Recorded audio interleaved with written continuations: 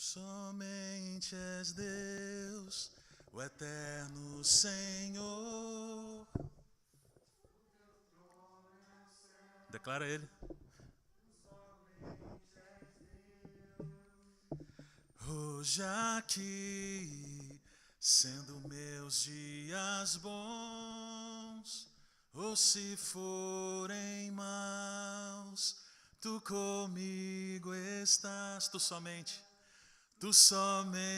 és Deus, o eterno Senhor.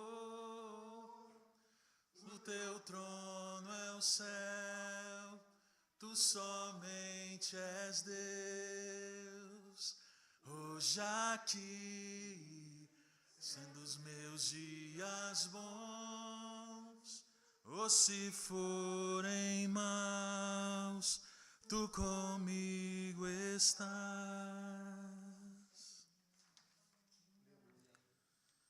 E Ele está aqui através da sua palavra, amém? Marcos 13, eu queria te convidar a que você abrisse a sua Bíblia.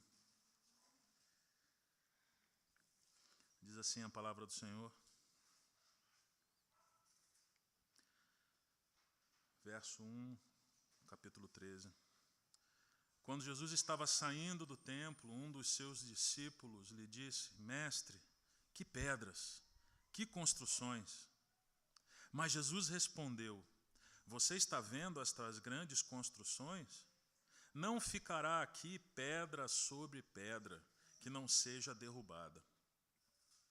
Jesus estava sentado no Monte das Oliveiras, diante do templo, quando Pedro, Tiago, João e André lhe perguntaram em particular: Diga-nos quando estas coisas vão acontecer, e que sinal haverá quando todas elas estiverem para se cumprir.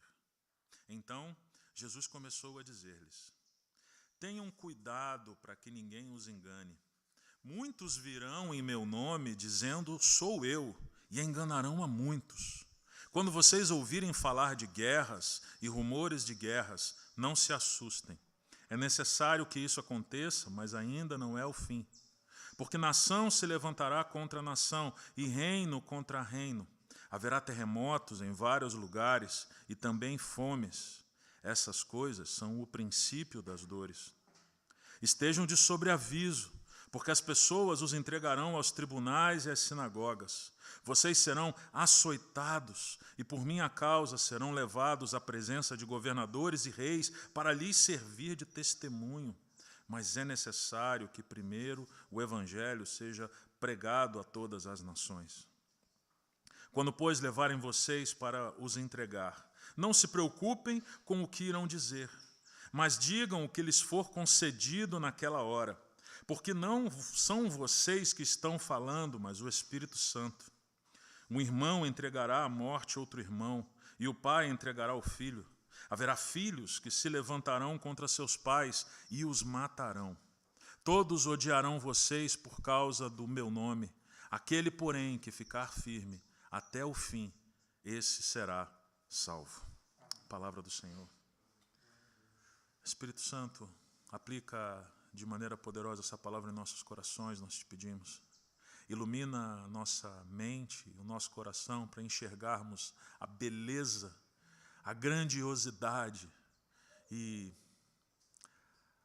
o quão terrível será o dia em que o Senhor se revelar em toda a sua majestade. O Senhor há de exercer juízo sobre toda a terra, juízo sobre toda a criação, juízo sobre os impenitentes. Mas louvado seja o teu nome, Senhor, porque em Cristo Jesus nós podemos olhar para esse dia, olhar as Escrituras com esperança de que somos acolhidos nele e por meio dele, por meio do teu Espírito, nós perseveramos. Que através dessa palavra nessa manhã o Senhor nos faça firmes em tudo que formos viver daqui para frente. Em nome de Jesus. Amém.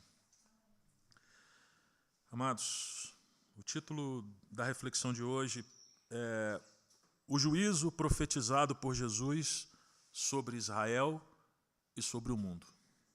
O juízo profetizado por Jesus sobre Israel e sobre o mundo. Queria recapitular muito rapidamente com vocês o que a gente tem visto em Marcos desde o capítulo 11. Se você puder voltar na sua Bíblia, Marcos 11. O capítulo 11 reporta a entrada de Jesus em Jerusalém. Nesse mesmo capítulo 11, vocês vão lembrar, quando Jesus ia para o templo, ele passou por uma figueira sem fruto. Depois ele foi ao templo. Ali no templo, nesses dias, que aqui a gente está na semana da paixão de Cristo. Nesses mesmos dias, eram dias em que ele ia ao templo ensinar de manhã e no fim do dia ele regressava para descansar. No capítulo 12, ele continua as parábolas, a parábola dos lavradores maus, a questão dos impostos, o saduceu e a ressurreição, o grande mandamento, Cristo filho de Davi, ou seja, Cristo enfrentando os líderes religiosos da época. E aqui no capítulo 13, a gente vê ele voltando de um desses dias, no final da semana. Jesus, então, ele diz o verso 1, Jesus estava saindo do templo. E quando ele estava saindo do templo, esse movimento que ele fez durante toda essa semana, um dos seus discípulos disse assim: Mestre, que pedras, que construções. E aqui a gente está falando do templo de Herodes, um templo que, com a reforma que durou vários anos, a reforma, Herodes praticamente duplicou o tamanho em relação ao templo de Salomão, e o tamanho era o equivalente a 12 campos de futebol, para vocês terem uma noção do tamanho. Então, Jesus voltando no fim do dia para Betânia, um dos discípulos olha aquele templo e diz: que pedras, que construções. Mas no verso 2, Jesus ele não pensa duas vezes antes de profetizar. Não ficará aqui pedra sobre pedra que não seja derrubada. Nós já vimos desde o capítulo 11 o que é que o templo representava para Israel. O templo era o centro da vida de Israel, era o centro religioso de Israel. Não só o centro religioso, mas o centro social, o centro de toda aquela comunidade. Jesus profetiza de maneira clara que aquele templo seria destruído. 35 anos depois, mais ou menos, numa revolução, numa revolta dos judeus, no ano 66, numa revolta dos judeus contra Roma, aquele templo, então, com o exército romano, liderado pelo general Tito, ele cercou Jerusalém, e durante 3 anos cercou Jerusalém, enfraquecendo as defesas de Jerusalém, e no ano 70, aproximadamente, ele entrou, destruiu o muro, destruiu o templo, executando todos aqueles que estavam ali. 35 anos antes, Jesus havia profetizado. O que esses 2 versos podem dizer para a gente? Eu queria começar com eles, e a partir deles a gente segue na sequência da exposição. Jesus, nós sabemos que Jesus é o Filho de Deus, nós acreditamos no tríplice ministério dele, ele é sacerdote, ele é rei e ele é profeta. Aqui os liberais têm um problema sério com a Bíblia. Porque quando Jesus profetizou, 35 anos antes, os discípulos se escandalizaram. Imagina a cabeça de alguém com um discípulo daquela época, que entendia, via e já tinha praticado a sua religião ao redor do templo. O templo era o centro de tudo. Jesus então diz: olha, isso será destruído. Isso, para o judeu da época, estava intimamente associado, por conta das profecias do Antigo Testamento, ao fim do mundo. A destruição do templo, a destruição de Jerusalém, estava associado ao fim do mundo. Por isso que esse capítulo 13 ele não é um capítulo fácil de exposição. Por isso que eu conto muito com a misericórdia do Senhor e a ajuda do Espírito Santo. Porque aqui esse capítulo ele é dividido em 4 partes, onde ele fala tanto da destruição do templo, a destruição de Jerusalém, quanto um sermão profético que diz respeito ao final do mundo, ao fim do mundo, ao retorno do Senhor.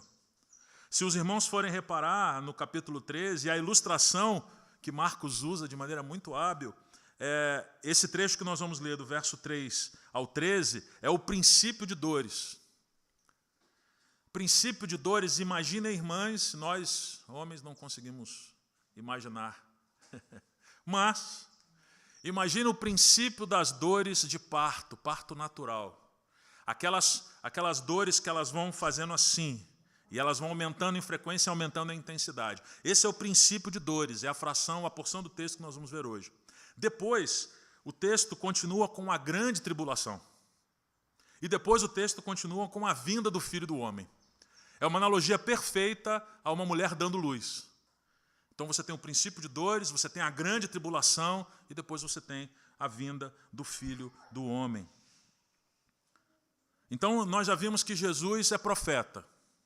Jesus é profeta. Ele profetizou a destruição daquele templo e 35 anos depois aconteceu.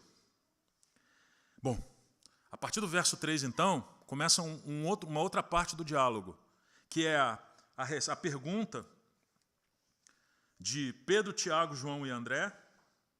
Chamaram Jesus no canto e perguntaram: Senhor, olha o verso 4, diga-nos quando essas coisas vão acontecer e que sinal haverá quando todas elas estiverem para se cumprir. De que coisas eles estão falando aqui? É provável que na cabeça deles eles estejam falando tanto da destruição do templo, quanto no sentido escatológico, no sentido do fim. Porque lembra que eu falei para os irmãos? Eu lembrei para os irmãos o seguinte: a destruição do templo, naquela cultura, para o judeu, era o fim do mundo. Eles tinham isso na cabeça. E o que é que Jesus vai responder? Jesus divide a resposta aqui em 2 advertências. A primeira, do verso 5 ao verso 8, depois do verso 9 e verso 10. Quais são essas advertências? Primeira advertência, acompanha comigo do verso 5 ao verso 8. Ele começa com: tenham cuidado para que ninguém vos engane. Tenham cuidado, primeira advertência, cuidado. Por quê? Muitos virão em meu nome dizendo: sou eu. A expressão no hebraico aqui é uma referência direta ao eu sou do Antigo Testamento. Então muitos virão em nome dele se passando por representantes de Deus. Muitos vão querer enganar, orientar, dissuadir o povo do seu caminho. Haverão guerras e rumores de guerras. Essas guerras aqui, elas falam de maneira imediata das guerras daquela própria sociedade. Lembra dos irmãos que nós já vimos em várias passagens onde o povo desesperadamente corria atrás de Jesus, como sendo aquele líder messiânico militar que iria guiá-los, liderá-los numa revolta armada. Era essa a expectativa. Então, num primeiro plano mais imediato, Jesus aqui está falando disso, guerras e rumores de guerras. Isso é necessário, ele fala. Apesar de haver muitos vindo em seu nome e guerras e rumores de guerras, isso é necessário. Mas ele pontua: mas ainda não é o fim. Ainda não será o fim. E aí ele vai para a segunda advertência, versos 9 e 10. Estejam de sobreavisos. E de sobreaviso. Por quê? Porque os discípulos eles serão entregues aos tribunais e às sinagogas. Como de fato a história, né, a gente acabou de falar que essa profecia de fato aconteceu. E depois disso, a gente tem, debaixo do próprio Império Romano, uma perseguição e uma matança generalizada dos judeus. Os discípulos entregues aos tribunais e às sinagogas. Eles serão açoitados, serão levados para testemunhar na presença de reis e governantes. O sofrimento, a entrega, os açoites, todo o sofrimento que os discípulos, os cristãos, eles passariam, tinha um objetivo, de testemunhar de Cristo. é necessário que o evangelho seja pregado a todas as nações.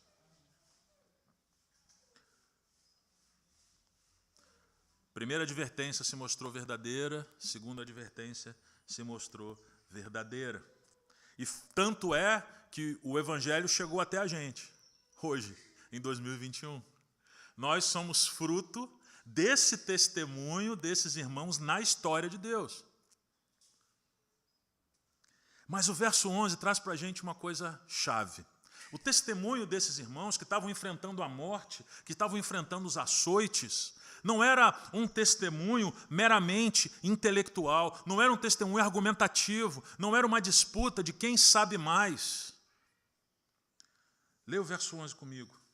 Quando, pois, levarem vocês para o entregar, não se preocupem com o que irão dizer, mas digam o que lhes for concedido naquela hora. Por quê?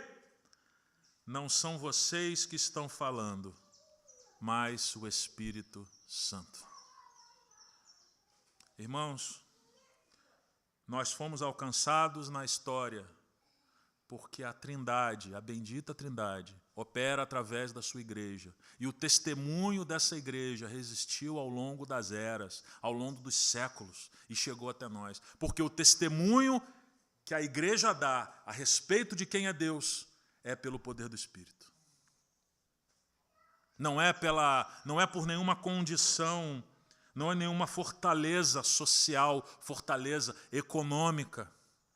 O potencial do nosso testemunho, irmãos, é o Espírito Santo que traz. É o Espírito Santo que faz. Uma igreja, ela não testemunha sozinha a respeito de quem Deus é.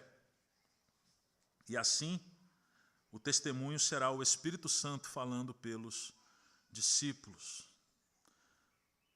Verso 12, ele traz um cenário bastante chocante para a gente. No verso 12, a gente vê que, por causa do pecado, os laços de sangue vão ser rompidos, os irmãos vão se levantar contra irmãos, os pais contra os filhos contra os pais, por conta desse testemunho. E o verso 13 reafirma mais uma vez que os discípulos serão odiados. Porém, aqueles que ficarem firmes até o fim, esse será salvo. O ficar firme até o fim é uma concessão que o próprio Espírito Santo dá ao discípulo, de sustentar todas as provações, todas as perseguições, e morrer se for preciso, estando firme na convicção, firme na confissão de que Jesus Cristo é Senhor. Esse princípio de dores, como eu comentei com os irmãos, ele num primeiro plano, ele de maneira imediata fala da destruição do templo e da perseguição do Império Romano sobre os judeus. Mas todo esse capítulo, ele trabalha num paralelo entre aquilo que o templo de maneira mais imediata significa e a destruição do templo significa. E um pedaço disso, e aí são dois sanduíches encadeados. A gente viu aqui uma primeira parte de um sanduíche. A segunda parte, mais para frente, da grande tribulação, ela vai apontar não mais simplesmente como um significado imediato, mas vai apontar para o fim dos tempos. Amém? Nosso texto de hoje vai até o verso 13. Mas que princípios a gente pode tirar desse texto? Que princípios a gente pode observar? Primeiro, Jesus é profeta. Jesus é profeta. Ou seja, assim como ele profetizou a queda de Jerusalém, e de fato aconteceu, assim também como ele profetizou o fim dos tempos e a sua volta, ou seja, o dia do Senhor, acontecerá. Nós não podemos ceder à pressão secular de pôr em xeque a autoridade da Bíblia e a autoridade da palavra de Jesus. O que está escrito é verdade. Parte disso já aconteceu, para nos lembrar e ser evidência na história de que aquilo que não aconteceu ainda vai acontecer. Jesus é profeta. Segundo ponto. Segundo princípio. O prêmio do discipulado, ele não está relacionado à adivinhação de futuro. Os discípulos foram direto querendo, mas e aí, fala aí quando é que isso vai acontecer? No entanto, Jesus responde a eles que o prêmio do discipulado está na fidelidade e na constância, em ficar firmes. Nós, como discípulos, não somos chamados. E os discípulos de Cristo, em todas as eras, ao longo da história, sempre lidaram com essa questão. Quando será o fim? Será que nós, na nossa geração, vivos? Ou será que nós vamos morrer? Será daqui a 50, daqui a 10, daqui a 100 anos? Irmãos, não gastemos esforços demasiados em tentar adivinhar aquilo que somente o Pai sabe. Porque a Escritura nos diz que o dia e a hora ninguém sabe. Só o Pai. Não cabe a nós entrar nessa noia. Mas agora, cabe a nós, pelo texto, buscar fidelidade e constância. Ser cristão, sobretudo, é resistência. Pelo poder do Espírito Santo. Pelo poder do Espírito Santo. Então, o prêmio do discipulado não está relacionado à adivinhação de futuro. Isso tudo é distração. É distração. E no momento em que nós vivemos, da nossa era, da nossa sociedade, na nossa época, temos o nosso imaginário poluído com muitas distrações. Muitas distrações. Distrações essas que até ocupam no nosso imaginário um espaço que deveria ser ocupado pela narrativa de Deus. Porque a narrativa de Deus diz que Ele vai voltar. Ele vai voltar. O dia do Senhor há de se consumar na segunda vinda do nosso Senhor Jesus. E isso deveria ser suficiente para povoar o nosso imaginário a ponto de nós concentrarmos toda a nossa curiosidade em conhecer essa palavra, porque foi ela que nos foi dada.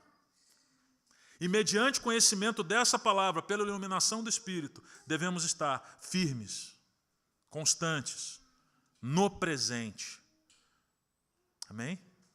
O nosso chamado não é um chamado para viver abrir mão do presente por causa de um futuro. Não, em função de um futuro em Cristo construído, definido e fidedigno, digno de confiança, nós vimos aqui no texto.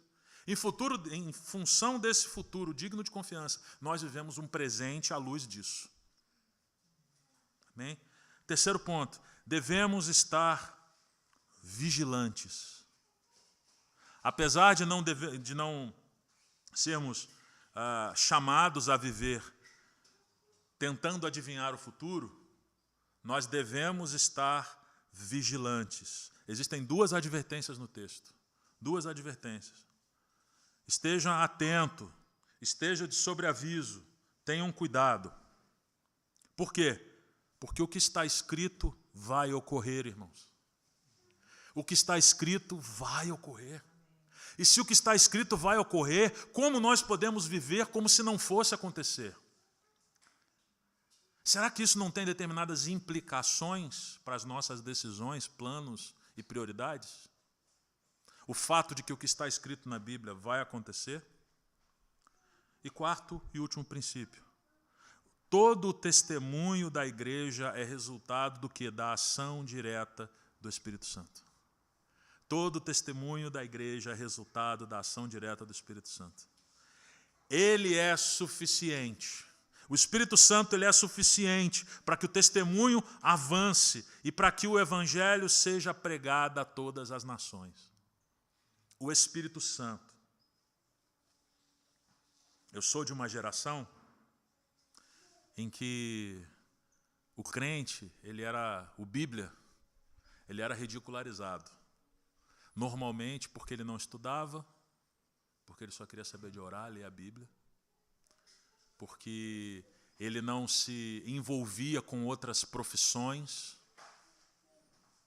Não sei, talvez alguns aqui não tenham experimentado isso, mas eu sou de uma época em que você tinha um estereótipo E se você se identificasse como crente, aquela pessoa que está falando contigo pega aquele estereótipo e, pum, coloca na sua cabeça. E, por outro lado, o padrão de cristianismo ou de vida santa que tinha-se dentro da igreja era exatamente esse estereótipo. Então, o sistema estava feito. De lá para cá, o que eu tenho percebido? Que os cristãos eles estão mais descolados. Os cristãos eles têm até ambições de trabalho, de carreira. Porque antes, na cabeça do cristão, ou era ser pastor, ou era ser missionário. Ok, muito disso ainda é hoje em dia, mas com outros aspectos. Não vou entrar nisso agora, mas hoje em dia, o ser cristão, o testemunho, ele está mais maleável, está mais adaptável. Por quê? Porque se crê, olhando o secular, olhando a sociedade de uma forma geral, que nós precisamos dar a resposta que a sociedade vai entender, que a sociedade vai valorizar. E assim muitas vezes nós ganhamos a nossa vida. Assim muitas vezes nós ganhamos nossas comunidades. Nós já imaginamos, por exemplo, que a comunidade para pensar num processo desse nosso de plantação. Se nós entrarmos numa vibe dessa, quais seriam as nossas prioridades? O que seria prioritário ter num espaço? Será que nós estaríamos num espaço como esse? Será que nós já não teríamos, de repente, mais equipamentos? Será que nós não estaríamos priorizando fazer coisas com mais excelência? Eu não estou dizendo que essas coisas são necessariamente ruins, irmãos. Eu só quero lembrar aos irmãos que, pelo que o texto nos fala, o testemunho poderoso da igreja vem do Espírito Santo. A igreja não chegou até hoje porque ela teve os melhores dentro da igreja. Porque ela teve as melhores músicas, porque teve os melhores equipamentos. A igreja chegou até agora porque é o Deus Trino, o Pai, o Filho e o Espírito Santo que sustenta e envia essa igreja. E a missão da igreja está baseada naquilo que o Espírito Santo revela a ela. Amém? Que nós nunca nos esqueçamos disso. Que nós nunca, não importa o tamanho que uma comunidade tem, a força dela, você pode tirar tudo, ela ainda vai ter o Espírito Santo, ela ainda vai ter a palavra. Lembrando aos irmãos que existem locais que nesse instante não conseguem nem se reunir.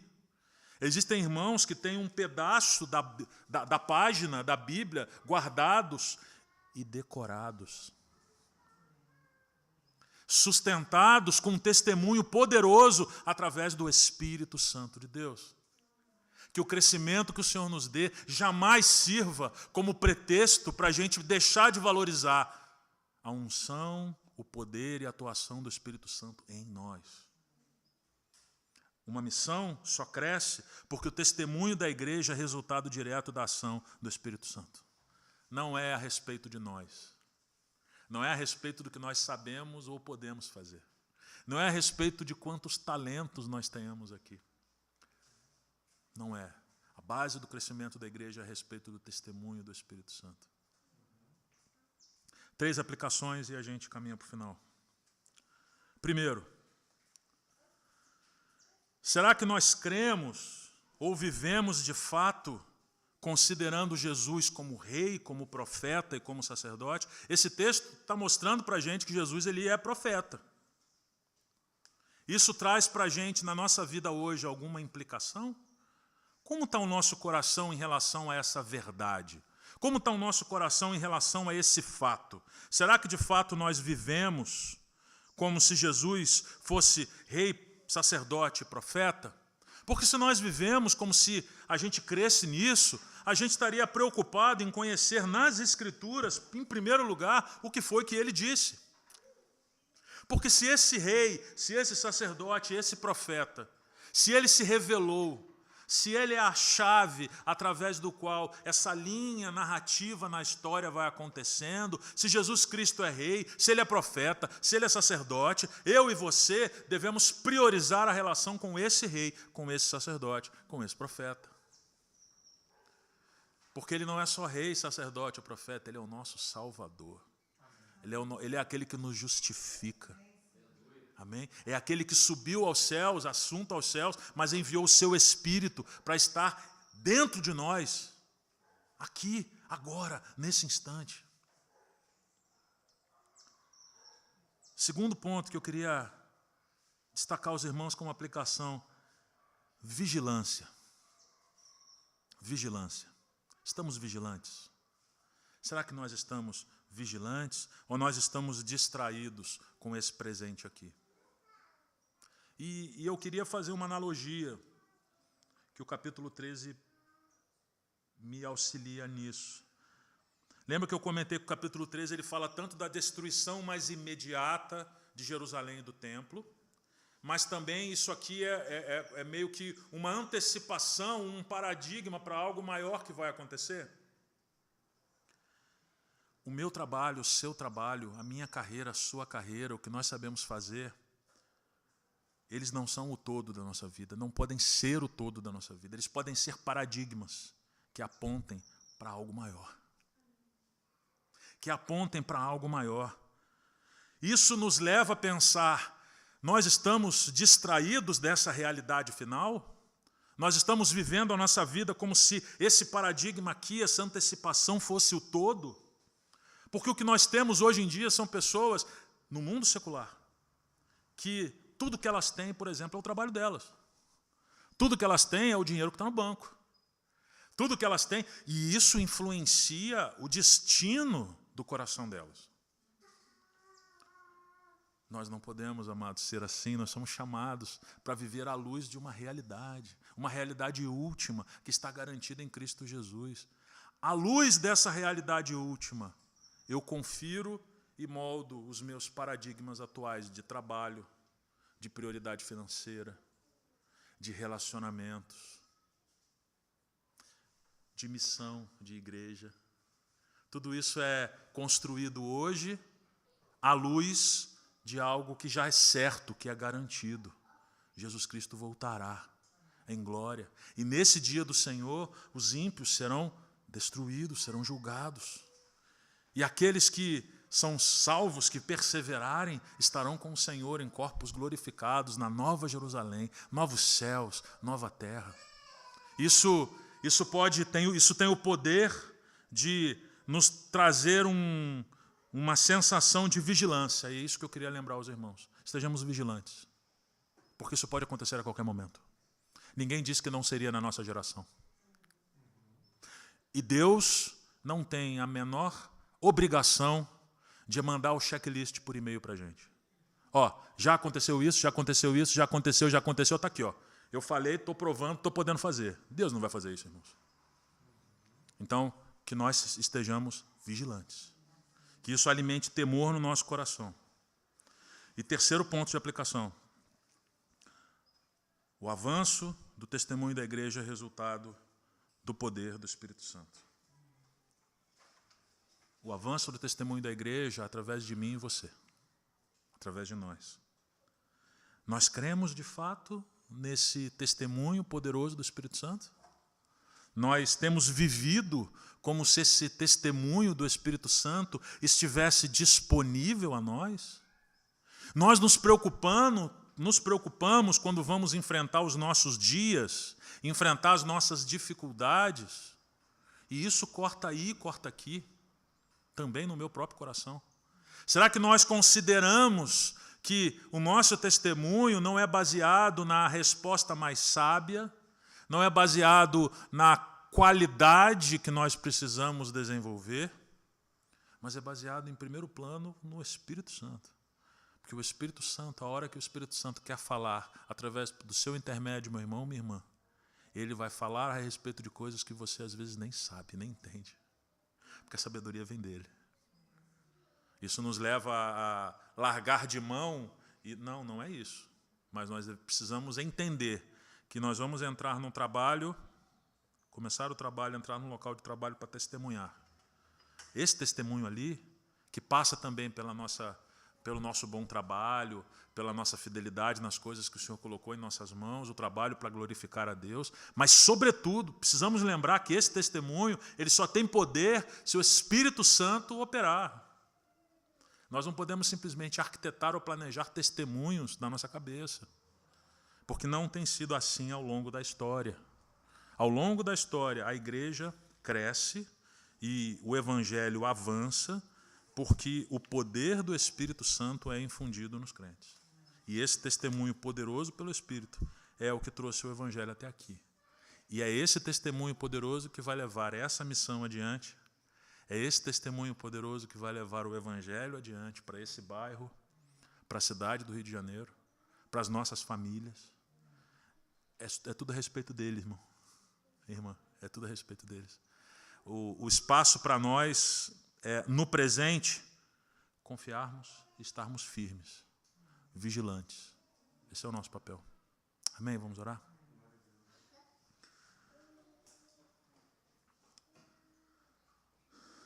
Deus Pai, obrigado pela sua palavra. Obrigado porque o nosso mediador é perfeito, o nosso sumo sacerdote intercede por nós. Obrigado porque o teu Espírito está em nós. E eu peço ao Senhor que esse mesmo Espírito esteja desfazendo as mentiras da nossa mente, Senhor. Desfazendo os enganos do nosso coração. Que nós possamos, Senhor, dar prioridade àquilo que é prioritário para o Senhor. Que a nossa relação contigo ela tenha a primazia e que, de fato, as nossas atitudes venham a estar coerentes, Senhor, com aquilo que lemos na Tua palavra. Tu és o nosso Rei, Tu és o nosso Senhor e pedimos perdão por todas as vezes que nós não ouvimos o Teu Espírito Santo, por todas as vezes que nós nos antecipamos, que nós trocamos a ordem das coisas. Tem misericórdia de nós, mas nos auxilia, nos ajuda. Aplica essa verdade aos nossos corações, porque nós queremos estar firmes. Nós queremos resistir, Senhor, e testemunhar da grandeza da Tua salvação. Em nossos corações, hoje, aqui, agora, e durante, Senhor, o tempo que estivermos nessa terra, que as nossas vidas, elas ecoem esse testemunho, Senhor. Muito obrigado, porque aquilo que foi profetizado aconteceu e a história é prova da Tua soberania. A história, ela é prova de que o Senhor é Rei. Muito obrigado, nós te agradecemos e te louvamos. Em nome de Jesus. Amém.